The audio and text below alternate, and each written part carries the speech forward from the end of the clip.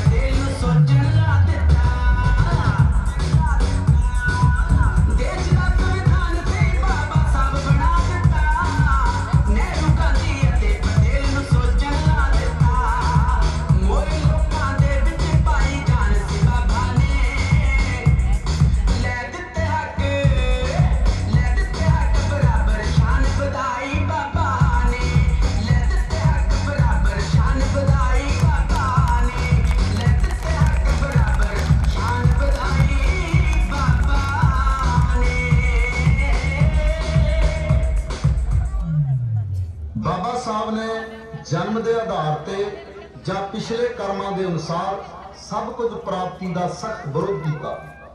उन्होंने कहा कि इस फिलासफी ने करोड़ों लोगों को अपहास, नताने ते बेबस बना के रखा है। इसलिए संविधान में उन्होंने सब नूं बराबर वोट का अधिकार लेके दिता। वो कहा करते सन कि हुण राजा राणी के पेटों नहीं सगों वोट बक्से विचों पैदा होवेगा। उन्होंने वोट नूं एटम बंब का दर्जा दिंदे हुए अपनी कौम के लोगों नूं झंझोड़िया।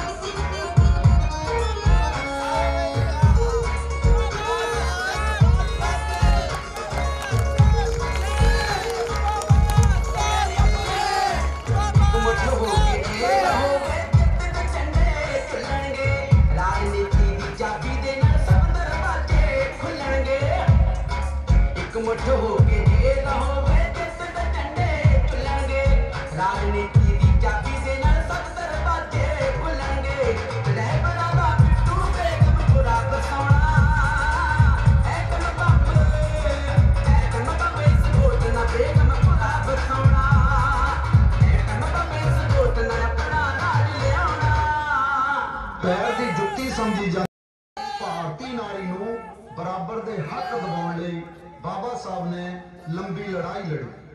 ਹਿੰਦੂ ਕੋਡ ਬਿੱਲ ਪਾਸ ਕਰਵਾਉਣ ਲਈ ਰੋਸ ਵਜੋਂ ਮੰਤਰੀ ਮੰਡਲ ਤੋਂ ਅਸਤੀਫਾ ਦੇ ਦਿੱਤਾ। ਭਾਰਤੀ ਨਾਰੀ ਨੂੰ ਰਾਸ਼ਟਰਪਤੀ, ਪ੍ਰਧਾਨ ਮੰਤਰੀ, ਮੁੱਖ ਮੰਤਰੀ ਅਤੇ ਹੋਰ ਉੱਚੇ ਅਹੁਦਿਆਂ ਤੱਕ ਪਹੁੰਚਾਉਣ ਦਾ ਸਿਹਰਾ ਬਾਬਾ ਸਾਹਿਬ ਨੂੰ ਜਾਂਦਾ ਹੈ। ਔਰਤ ਜਾਤੀ ਹਮੇਸ਼ਾ ਹੀ ਬਾਬਾ ਸਾਹਿਬ ਦੀ ਰਿਣੀ ਰਹੇਗੀ।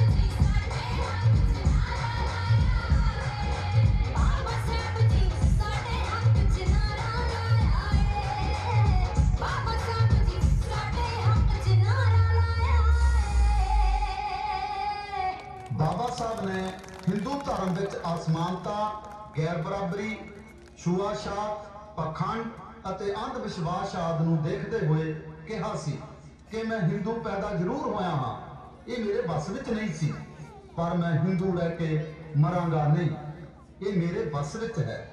ਇਸ ਲਈ ਉਹਨਾਂ ਨੇ ਧਰਮ ਬਦਲੀ ਕਰਨ ਦਾ ਐਲਾਨ ਕੀਤਾ। ਉਹਨਾਂ ਨੇ 14 ਅਕਤੂਬਰ 1956 ਨੂੰ ਨਾਗਪੁਰ ਦੀ ਧਰਤੀ ਤੇ ਬੁੱਧ ਭਿਕਸ਼ੂ ਚੰਦਰਮਣੀ ਜੀ ਪਾਸੋਂ ਬੁੱਧ ਧੰਮ ਦੀ ਦੀਕਸ਼ਾ ਗ੍ਰਹਿਣ ਕੀਤੀ।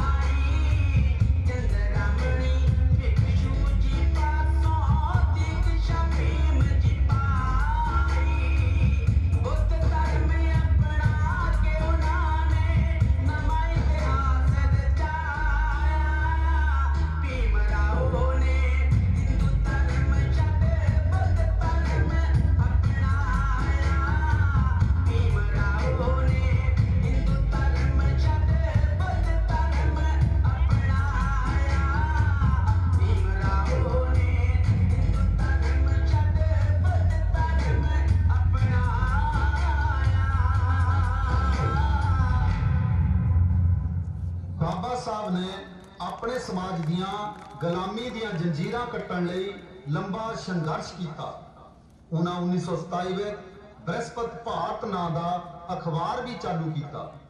मनुस्मृति नूं जलाया गया, पूना पैक्ट होया, गोलमेज कानफ्रेंसां 'ਚ हिस्सा लिया, नास्क दे काला मंदिर प्रवेश करने लई संघर्ष किया। पर उन्होंने अपने समाज नूं पढ़ो जुड़ो संघर्ष करो दा संकल्प दे के उन्होंने झंझोड़िया।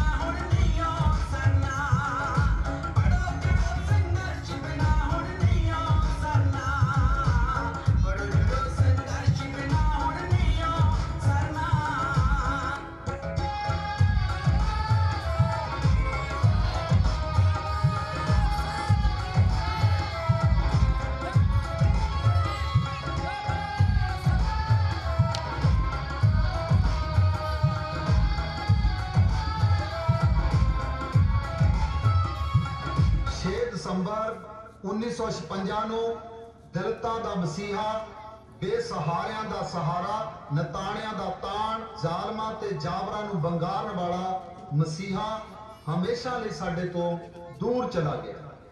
ਲੱਖਾਂ ਲੋਕਾਂ ਦਾ ਇਕੱਠ ਬਾਬਾ ਸਾਹਿਬ ਅਮਰ ਰਹੇ ਦੇ ਨਾਰੇ ਬੁਲੰਦ ਕਰ ਰਿਹਾ ਸੀ। ਉਹਨਾਂ ਦੀ ਕੌਮ ਦੇ ਆਪਣੇ ਲੋਕਾਂ ਤੋਂ ਇਲਾਵਾ ਲੱਖਾਂ ਲੋਕਾਂ ਨੇ ਉਹਨਾਂ ਨੂੰ ਸ਼ਰਧਾਂਜਲੀ ਦਿੱਤੀ। पर लोगों दी अखां च हंझुआं दा हड़ रोकिया नहीं जाता सी।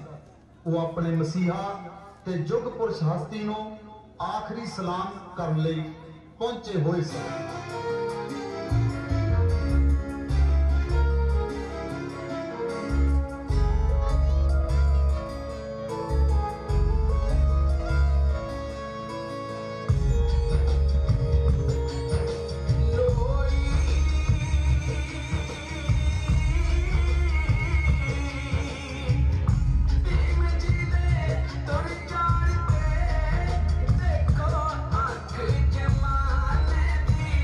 Go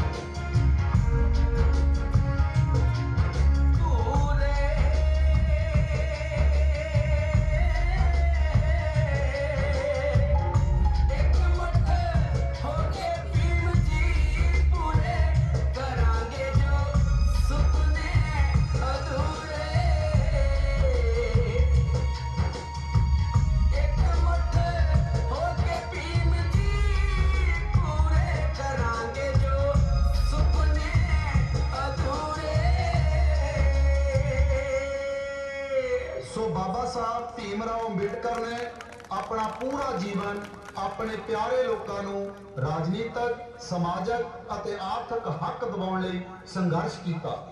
ਉਹਨਾਂ ਦੁਆਰਾ ਸਵੈਮਾਨ ਦੀ ਜਗਾਈ ਗਈ ਹੱਕਾਂ ਅਤੇ ਬਰਾਬਰੀ ਦੀ ਜੋਤ ਅੱਜ ਵੀ ਕਰੋੜਾਂ ਲੋਕਾਂ ਦਾ ਰਾਹ ਰਚਨਾਉਂਦੀ ਹੈ।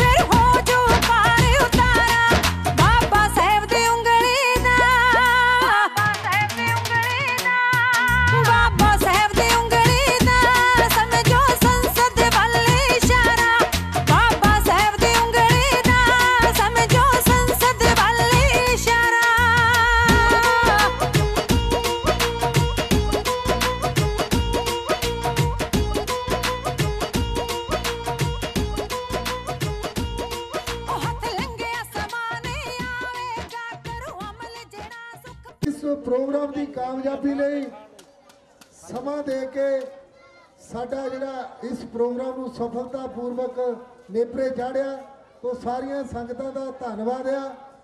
और पहला तो मैं विदेशों में बैठे अपने सारे भरावां दा जिहड़े चिंतावान ने यूके तो टीम श्रीमान गुरदयाल बोध जी, गुरप्रीत बांसी जी और श्रीमान बंगड़ साहब न्यूजीलैंड तो, और इटली तो साडे लेखराज जक्खू जी जो इटली दे कोऑपरेशन इंचार्ज ने, और जर्मन तो श्रीमान देसराज जी, इन्हां सारे साथियों का, बाकी भी जसवीर बंगड़ जी इटली तो जिन्होंने सानू सहयोग भेज के इस प्रोग्राम नूं नेपरे चाढ़न लई आर्थिक मदद दी है।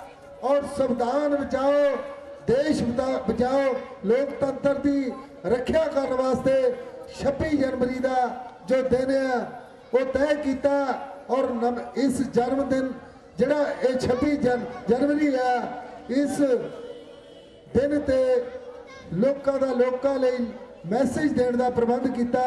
सारियां विदेश में बैठियां होर भी साडियां संगतां, परमजीत मैमी जी न्यूजीलैंड तो, साडा भारत सभाधीन और बहुजन पराधीन ग्रुप के जिन्ने भी सत्कारयोग साथी आ, और BSP NRI कोऑपरेशन ग्रुप के सत्कारयोग साथी आ, इन्हां सारे ही सत्कारयोग साथियों का तहे दिलों धन्नवाद।